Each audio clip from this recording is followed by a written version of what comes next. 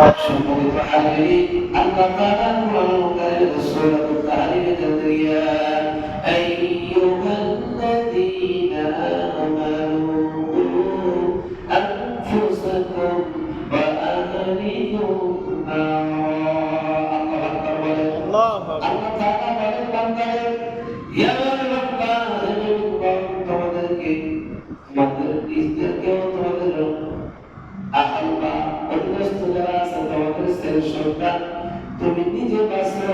ইয়া আইয়ুহাল্লাযীনা আমানু কু আনফুসাকুম ওয়া আহলিকুম নারা, তুমি নিজে বাঁচো, তোমার পরিবার পরিজনকে জাহান্নামের আগুন থেকে বাঁচাও। সুবহানাল্লাহ, সুবহানাল্লাহ। জাহান্নামের আগুন থেকে যদি আমার পরিবারকে বাঁচাতে চাই, নিজেকে আগে বাঁচতে হবে।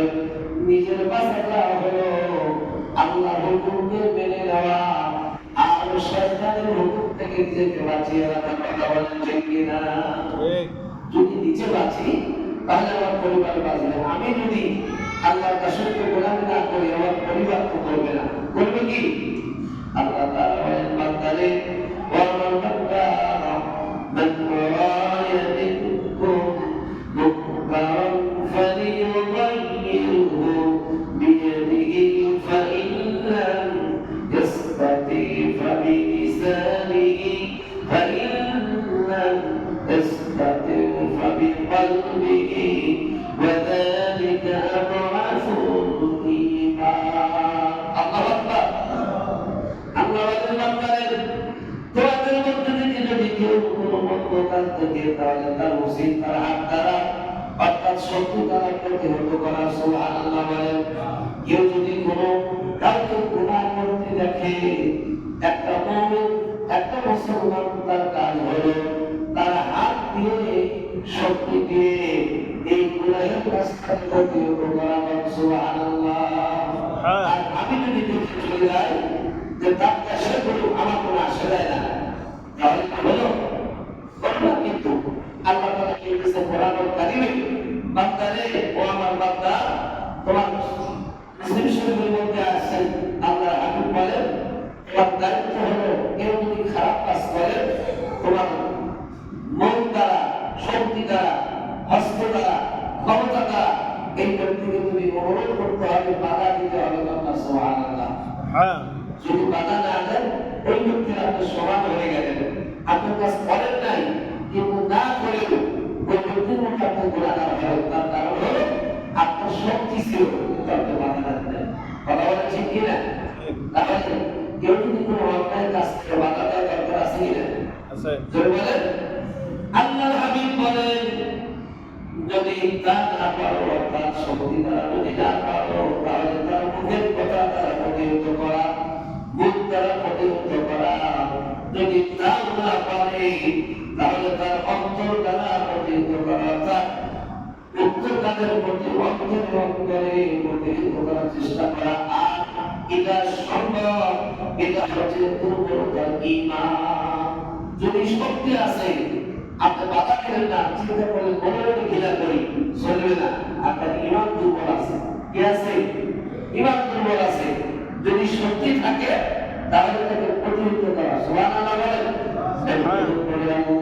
আল্লাহুম্মা সাল্লি আলা সাইয়্যিদিনা মাওলানা মুহাম্মদ ওয়া আলা আলি সাইয়্যিদিনা মাওলানা মুহাম্মদ। আল্লাহুম্মা সাল্লি سيدنا مولانا محمد وعلى آل سيدنا حبيبنا محمد الذين إن مكناهم في الأرض أقاموا الصلاة وآتوا الزكاة وأمروا بالمعروف ونهوا عن المنكر. আল্লাহ তাআলা বলেন যদি আমি তাদেরকে জমিনে দান করে তাহলে নামাজ কায়েম করবে, যাকাত ভালো কাজের আদেশ করবে ও নিষেধ করবে। সূরাতুল হজ আয়াত নম্বর 41 আল্লাহ বলেন এই জমিনে যাদের জ্ঞান ক্ষমতা দিয়েছে তাদের প্রথম কাজ হলো সমাজে নামাজ কায়েম করা। সুবহানাল্লাহ। সিয়ামের পর মেম্বার পর এমপি সাহেব উনি নামাজের কথা কয় কথা পায় না, উনি নামাজের কথা কয়। এখন আমরা তো দুর্বল, নির্বাচনের এদিকে বলতে পারি না এদিকেও বলতে পারি না। সরকার যেই আসুক না কেন কেউ নামাজের কথা পায় না, পায় কি? কেউ নামাজের কথা বলে না। সূরাতুল হজের 41 নম্বর আল্লাহ তাআলা জানালেন বান্দারে আমি যাকে ক্ষমতা দিয়েছি তার প্রথম কাজ হলো নামাজ কায়েম করা, প্রতিষ্ঠিত করা। 2 নম্বর হলো এই লোকগুলা সৎ কাজের আদেশ করবে। 3 নম্বরে যাকাত দেবে। 4 নম্বরে অসৎ কাজের মানুষকে আদেশ করবে। সুবহানাল্লাহ। সৎ কাজের আদেশ করা, অসৎ কাজের নিষেধ করা। কিন্তু সমাজে দেখা যায় কি সিয়ামের লোকদের ভাগাভাগি করতে করতে ওই মিষ্টি ফকির পর্যন্ত যার নামে কাজ করা হয়েছে কি বলতো আসেই না। 10 কেজি বাজেট হলে তার মাত্র চলে আসে 2.5 কেজি। কথা বলে ঠিক কিনা? সত্য শুধু এই স্পট যায় না, ওই যেখান থেকে পাশ হয় সুদি ওখান থেকে শুরু হয় না। কথা বলে ঠিক কিনা? গেল সেইদিনা হযরত ওমর ফারুক রাদিয়াল্লাহু তাআলা ওনার কাছে একটা লোক আসলো রাত্রিবেলায়। সাইয়েদনা ওমর ফারুক রাদিয়াল্লাহু তাআলা বললেন আপনি কি জন্য এসেছেন? লোকটি বললেন ওমর আমি আপনার কাছে এসেছি একটা দরকার। ওমর বললেন আমার কাছে এসেছেন না রাষ্ট্রীয় কাজে এসেছেন?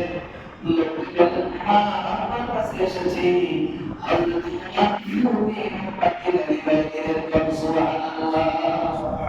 যেটাতে বাতি জ্বালানো আছে এই ভূমি লোকটা ভয় পেয়ে গেছে যেহেতু ওমার খালি মানুষ আমাকে কাটতে পারবে নাকি। লোকটা বলছে হুজুর আমি আপনি বাতি কেন উদ্যোগ দিলেন? হযরত ওমর বললেন যে আমার কাজে আসছেন রাষ্ট্রীয় জ্ঞান ধরানো যাবে না। সুবহানাল্লাহ বলেন না? এরকম ওমর আমাদের বাংলাদেশে দরকার আছে কিনা? জনগণ আছে কিনা? যদি এরকম মনে হয় তাহলে কোনো কিছু অভাব হবে না। অভাব হবে কি? এই বছর থেকে পেঁয়াজের টুকরা আবার কিন্তু নষ্ট হয়ে যাচ্ছে, মানুষ সামাল দিতে পারতেছে না। আল্লাহ দিলেও দোষ, আবার না দিলেও দোষ। কথা বলে ঠিক কিনা? আল্লাহ তো বরকত দিচ্ছে কিন্তু আমরা আল্লাহর শুকরিয়া আদায় না করার কারণে এগুলো নষ্ট হয়ে যায়। যখন আল্লাহ একটু বেশি দেয় তখন আমরা বেশি তখনই হয়তো আমরা সিন্ডিকেট করা শুরু করে দিই। 30 টাকা পেজ বেড়ে যায় 150 টাকা। কথা বলে ঠিক কিনা? এই সিন্ডিকেটের কারণে আল্লাহ মানুষকে মাঝে মাঝে বিপদ দেয়, মানুষকে আজাদ রক্ষা করে মানুষকে হেদায়েত করে। এটা আমাদের বোঝা দরকার। আর প্রমাণ করলেন যে আমার কাজের জন্য এসেছে রাষ্ট্রীয় উকিল আমি ফিরতে পারবো না। লোকটি চলে গেলেন। কারণ প্রমাণ এত কঠিন কাজে আমার বক্তব্য আল্লাহ তাআলা কি বললেন? সুন্নাতুল হজের মধ্যে জানি নাকি ক্ষমতা দিয়েছি তার প্রথম কাজ হচ্ছে নামাজ কায়েম করবে। সুবহানাল্লাহ। সিয়ামের ব্যাপারে যদি পৌরসভা থেকে উপজেলা থেকে লিখেছে নামাজ পড়বে না তার কোনো কাজ করা হবে না। লোকজন কি নামাজে থাকবে না? এক সপ্তাহ লাগবে না সাইজ হতে, কোনো ঘুষ লাগবে না। যদি নামাজ না পড়ো কোটি টাকা দিলে কাজ হবে না। বাংলাদেশ 1 মাসে ক্লিয়ার হয়ে যাবে। সম্ভাবনা আছে কি বলেন? কিন্তু সে নিজেই নামাজ পড়ে না আর জনগণ কি বলবে? এই জন্য নেতা আমাদেরকে মানুষ জাতিকে সম্পর্ক দেখতে হবে নামাজ আছে কিনা, তার সুন্নতি লিবাস আছে কিনা।